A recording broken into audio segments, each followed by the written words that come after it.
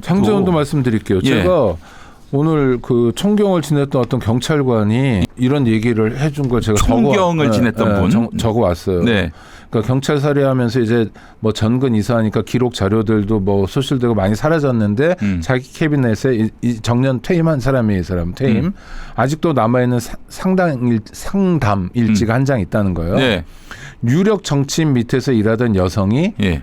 재물로 당했던 날. 예. 재물? 예. 재물? 그러니까 예. 당했다는 거죠. 예. 문학적 표현이지만 끔찍한 일을 당했다는 거죠. 예. 지인의 조력을 받아 경찰관서에 와서 흔적을 남긴 상담일지다.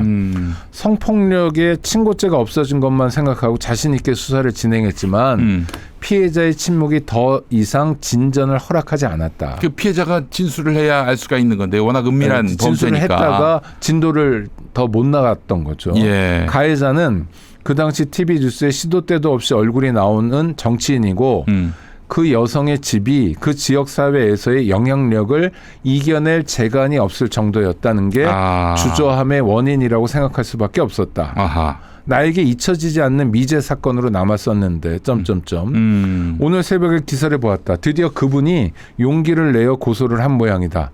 그때와 달라져서 언젠가부터 그 정치인은 화면과 활자에서 사라져서인지 아니면 사무치는 능욕감이 용기를 준 것인지 알 수는 없지만 진실이 밝혀지면 좋겠다. 아랫사람이라고 수청 들게 한 정치인이 더 이상 화면이나 활자 속에서 활개치는 꼴은 안 봤으면 좋겠다.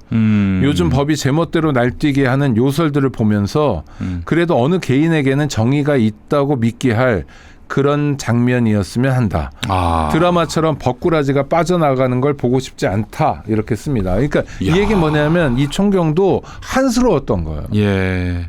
그러니까 피해자가 좀 더 진술을 해주면 그 당시에도 유력 정치인이었던 그 친구를 체포하고 법의 심판대에 세울 수 있었는데 그리고 이 장제원 씨 같은 경우에 제가 SNS에서 봤는데 안희정 씨 사건 났을 때 얼마나 정말 그렇죠. 격렬하게 성토했던 사람인데 예. 그럼 이 사건 다음이거든요. 예, 이 사건이 벌어지고 나서 그렇죠. 안희정 사건이 있었던 거예요. 예.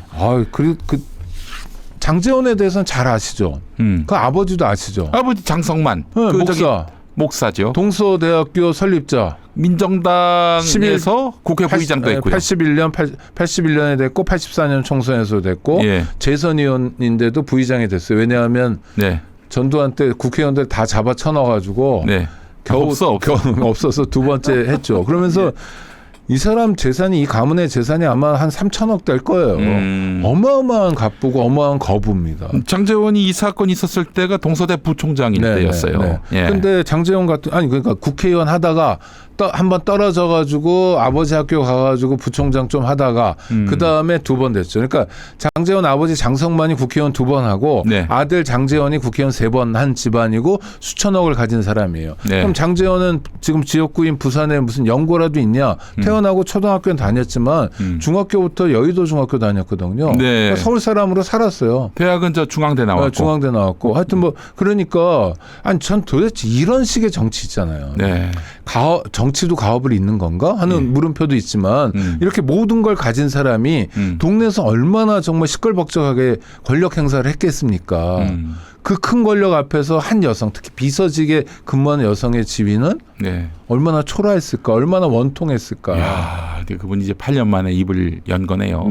그 공소시효가 10년이기 때문에 아직은 좀 남았는데 장제원은 전면 부인합니다. 아예 그런 일조차도 없었다. 벌써 합의금으로 얼마 주겠다 이런 얘기까지 언론 보도에 나오고 있는 상황이어서 장제원 이 사람들은 처음부터 다 부인하고 보는 거죠. 그런데 저는 이것도 이제 끔찍한 거예요. 그러면서 이제 언론한테는 겁박을 합니다. 이런 보도하면은 가만 안 있겠다 이런 식으로. 그렇겠죠. 자원이 많으니까 돈 많으니까 변호사 선임해가지고 하겠죠. 그런데 저는 뭐냐면 그러니까 피해자가 더 있을 거예요. 성폭력만 이 아니라 예를 들어서 권력의 갑질로 인한 피해자들이 곳곳에 있을 텐데 이분들이 어떻게 숨지기고 있었던 거예요. 말도 못하고 있다가 어떻게 되니까 이제 정권이 끝날 것 같으니까 장제원이 그래도 현역 의원은 아니니까 이야기하기 시작하는 거죠. 그럼 이런 일들이 한둘이겠냐라고 생각하면 아까 말씀드린 것처럼 정말 끔찍하다는 겁니다. 얼마나 많이 해먹었을까?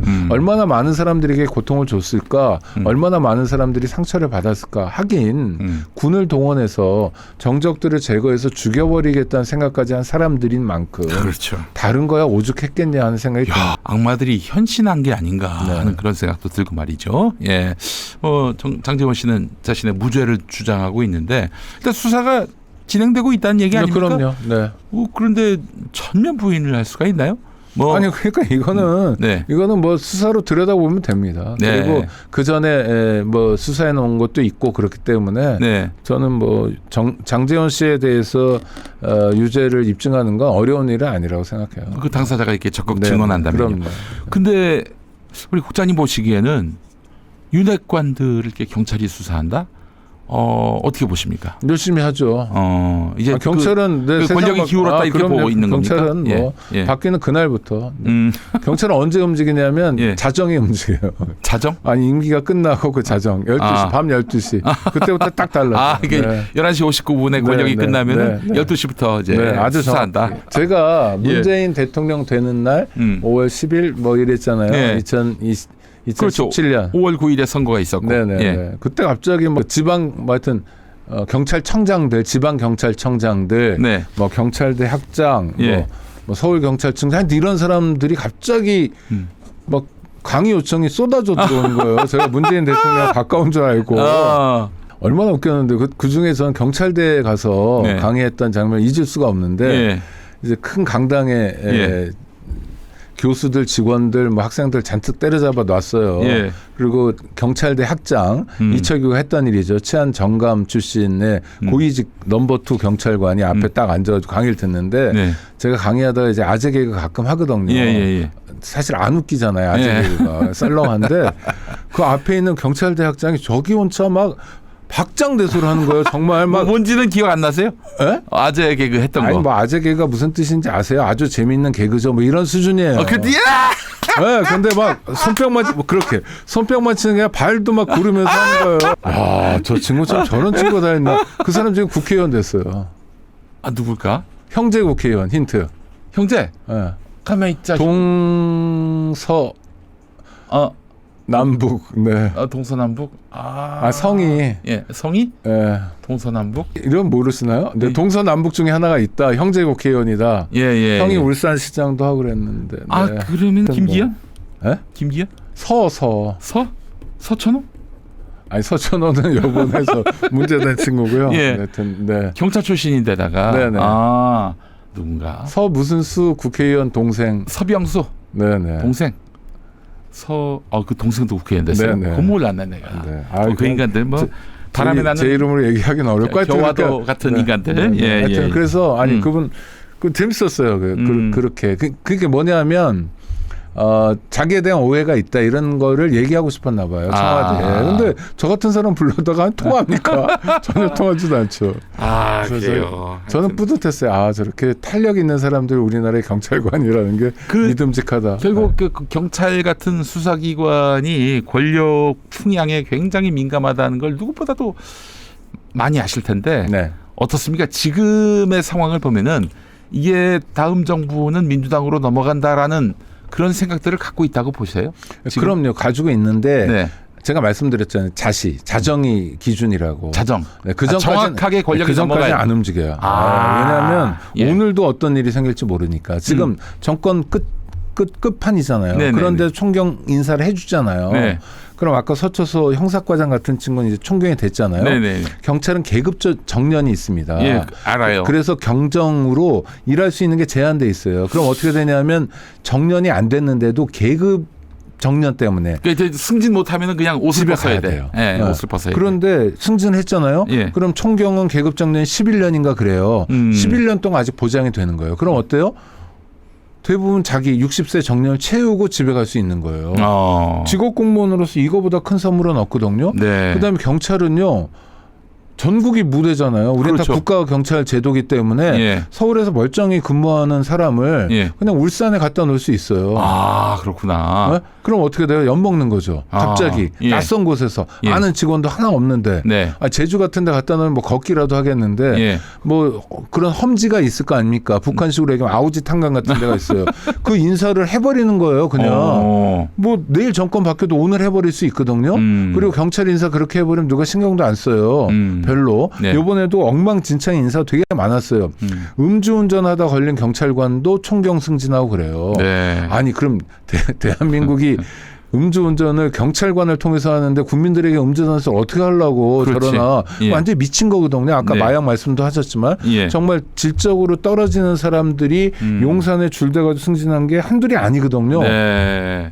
이런 일이 탄핵 이를테면 열흘 전에도 가능하니 경찰관들은 마지막 순간까지 긴장의 끈을 놓을 수 없는 거죠. 그래서 자정까지는 긴장한다. 그러니까 이제 대선이 있고 그 당선자 윤곽이 드러나서 확정이 된 그 시점부터 네, 그럼 바뀌죠. 확고하게 이제 네, 그럼 바뀌죠. 충성 모드로 바뀐다. 네네. 지금은 뭐 아주 이 잡듯이 잡으러 다니고 네. 뭐 음해할 생각도 하고 그랬는데 예전에 네. 그 김정길 장관이라고 행안부 알죠. 장관을 했죠. 그 체육회장도 하시고. 네, 아주 옛날 일이긴 하는데 네. 그때는 행자부인가 그랬는데 예, 노무현 정부 때 장관이 딱 되자마자 행안부 직원들이 예. 자개 명패를 딱 만들어 왔다는 거예요. 네? 예. 근데 그게 만드는데 시간이 걸릴 거 아닙니까? 예. 물망에 올랐던 사람이 한 3-4명 있을 거 아니에요. 언제나 이제 복수 추천이니까. 예. 그 사람들 거까지 다 만들어 놓은 거예요. 그리고 나머지는 버리고 하나 가지고 온 거예요. 그러니까 예. 딱 그걸 보는 순간 이 양반은 지혜로운 분이어서 긴장감이 생기더라는 거예요. 예. 이 친구들이 예. 장관을 대하는 방식이 이거구나. 그래서 덜 떨어진 장차관들 같은 경우에 네. 이를테면 뭐죠? 의전 이런 데 그냥 빠져가지고 사는 사람도 많거든요. 그래서 전에 제가 SBS 라디오 진행할 때 진수희 전 장관 말씀은 조심해야 한다. 새 정부가.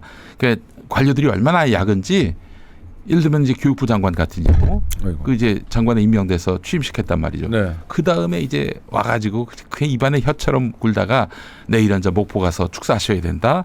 모레는 울산 가서 격려사 하셔야 된다. 이러다가 책상에 앉을 새도 없이 나중에 무능한 장관으로 낙인 찍혀서 아웃된다는 거예요.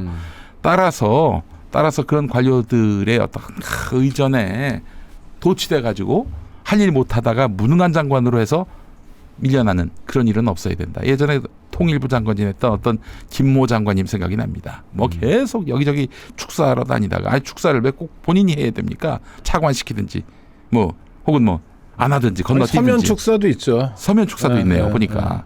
그래서 그걸 주의해야 한다고 하는데 아무래도 그걸 좀 각별히. 왜냐하면 정권이 교체된 거기 때문에 지난 정부 때 그 의전하는 공무원들이 무슨 짓을 했는지 그 안 봐도 비디오거든요. 그럼요. 얼마나 또 그 정권 때는 또 그 정권의 수장한테 일했는지 그걸 감추기 위해서 그 역사를 다 지우기 위해서 현 장관한테 새 권력한테 그렇게 열심히 복종하고 충성하고 이런 것들을 좀 간파할 줄 알아야 되는 건데. 그러니까 그런 걸 할 줄 아는 사람만 장관을 시켜야죠. 네. 그래서 그게 뭐 예를 들어서 국회의원 3선했다고 해서 저절로 간파되는 건 아니고요. 그렇죠. 행정 경험도 좀 있어야 되고 무엇보다 지혜롭고 공부하는 사람이어야 돼요. 그렇습니다. 그래서 그 사람의 경력이 어땠다가 아니라 지금도 공부하고 있는 사람이 일꾼이 돼야 됩니다. 네. 그러니까 이재명 씨에 대해서 얘기할 때 장점 중에 하나가 학습하는 정치인이거든요. 네. 그래서 공부를 해요. 관료들한테 먹히지 않는. 그렇죠. 그 농간에 휘둘리지 않는. 그 지금 이재명 대표에게 마지막 이제 말하자면 관문이 그 3월 26일에 있을 그 항소심 공직선거법. 네네. 그 백현동 그리고 그 김문기 씨 관련해서 이제 두 건으로 이제 유죄가 났고 징역형이 나왔단 말이죠. 이번에 어떻게 무죄죠. 무죄가 나온다고 보세요? 그럼요. 원래 무죄여서 무죄인 거고요. 원심이 굉장히 기괴한 결정을 한 거고요. 그 판결은 왜 나왔을까요? 아니 그러니까 판결문을 읽어보면 판결문이 뭐 인터넷 공간에 많이 떠들고 있는데 한번 구독자 여러분들도 한번 보세요. 그 앞에 보면 판사가 이재명 피고인에 대해서 얘기를 굉장히 길게 하고 있어요. 아하. 그러니까 뭐냐면 예단이 되게 심한 거예요. 이 사람은 그냥 선거법 같은 거는 껌으로 어길 수 있는 사람이야. 나쁜 사람이다.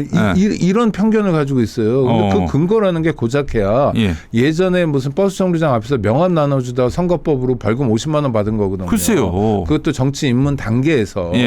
몰라가지고 그런 건데 뭐. 아니 그리고 명함 나눠준 게 무슨 당락에 뭐 얼마나 영향을 미치고 그렇습니까? 그러니까 공직선거법도 너무 아주 디테일한 것까지 들여다보면 안 된다고 생각하고 정말 선거법이란 건 이런 거잖아요. 군대 안 갔다 온 사람이 군대 갔다 왔다고 거짓말하는 거, 어떤 성범죄자가 자기 성범죄 없다고 사람들한테 거짓말하는 거, 그런 걸 선거 공보에다 쓰는 거, 이런 정도는 처벌해야지. 누가 기억난다 안 난다 뭐 이런 걸 가지고 처벌하면 안 되거든요. 그러니까 원리로 보면 이재명 대표는 그냥 무조건 무죄예요. 그냥 희망사항이 아니라. 근데 1심이 잘못된 거였고 그 잘못된 거는 이번에 항소심에서 바로 잡힐 겁니다.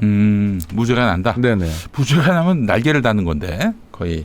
무죄 아니어도 뭐 큰 상황은 없습니다. 그렇죠. 대법원 판결이 남아 있으니까. 그 전에 선거법은 또 대법원에서 살아온 적도 있거든요. 그 우상호 의원이 그 얘기하더라고요. 그 본인이 선거법 전문가다. 본인도 선거법과 관련해서 2건의 이제 전과가 있는데 누구보다도 심지어 판사보다도 내가 더 정확할 거다라고 얘기했는데 그래서 무죄 가능성이 크다 이렇게 또 분석했더라고요. 저는 우상호 의원은 좀 그럴 때 가만히 계셨으면 좋겠는데 아니 무슨 전문가예요 전문가는. 그러니까 그냥 말을 이렇게 섞고 뭐 관종 같아요. 관심을 좀 받고 싶어하는 사람 지금 같아요. 또 의원이 아니니까. 그러니까 관심을 많이 받아서 내년에 뭐 서울시장이라도 좀 나갈 수 있지 않을까 뭐 이런 희망을 하는 것 같은데 근데 이 양반도 뭐냐 감경 정도 얘기하거든요. 어쩌면 무죄라고 그러는데 이거는 이재명 사건을 스터디를 안 한 거예요. 그러니까 저 백현동 관련해서 뭐 국토부에 압박이 있었냐 없었냐 이런 거 압박이라는 거 주관적 관념이기도 하고 그다음에 설령 아니 뭐 공문에다가 압박 공문 이렇게 해서 보내는 건 아니잖아요. 설령 압박이 없었는데 압박이 있었다고 거짓말을 한다 치더라도 국정감사 현장이기 때문에 그거는 선거법이 개입할 여지가 전혀 없는 거거든요. 그렇죠. 이런 ABC를 얘기하면 모르지만 그러니까 무슨 자기가 무슨 도사입니까?